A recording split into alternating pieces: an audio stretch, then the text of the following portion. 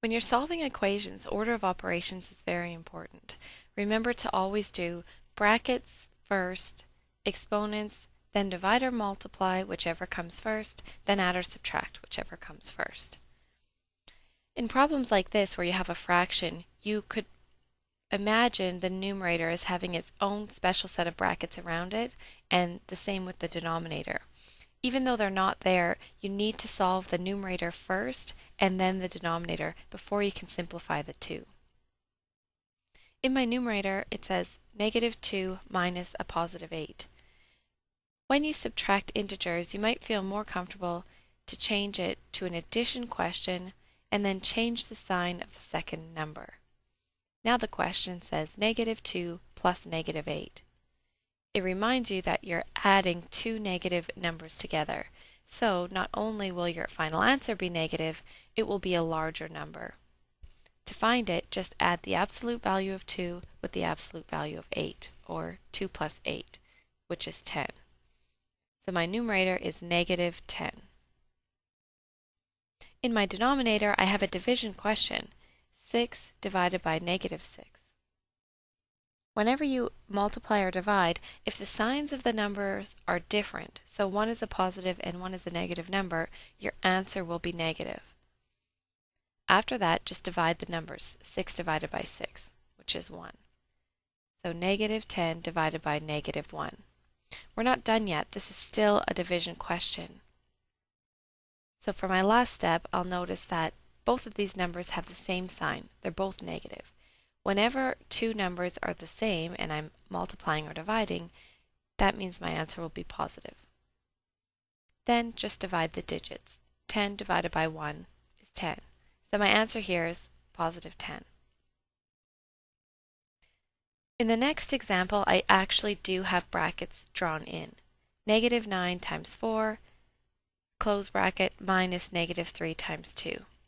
It doesn't matter if you start with the front bracket or the last bracket, as long as you do what's inside the brackets first. So, in the first set of brackets, I have -4 times 4. Since the signs are different, my answer is going to be negative. -9 times 4 is -36. If you like to still leave it in the brackets, just to show that -36 has been done, you can. Then my subtraction sign, and now solve the second set of brackets. -3 times 2. Signs on those two numbers are different. One's negative and one's positive. That means my answer is going to be negative. 3 times 2 is 6. So I've got -36 minus -6.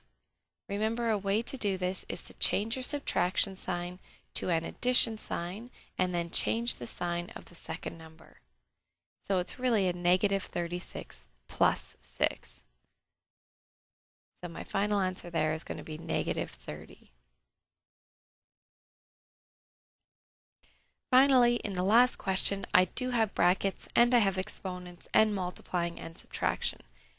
So when I go to do the first set of brackets first, I realize all that's there is a -25. There's no mathematical operation to do. The brackets are there just to show me the number is negative. So actually, there's nothing to do there. I can move on to the exponent. 3 squared means 3 times 3. 3 times 3 is 9. Now I've got -25 minus 4 times 9. So the first thing to do would be to multiply the 4 and the 9, which makes 36.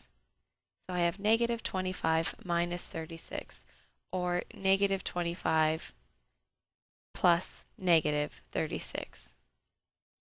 Both numbers are negative, so I'm adding together two negative numbers. So I know my final answer must be negative.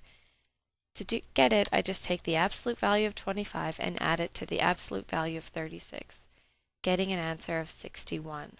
And again, since both of the signs had been negative, my final answer is negative, -61.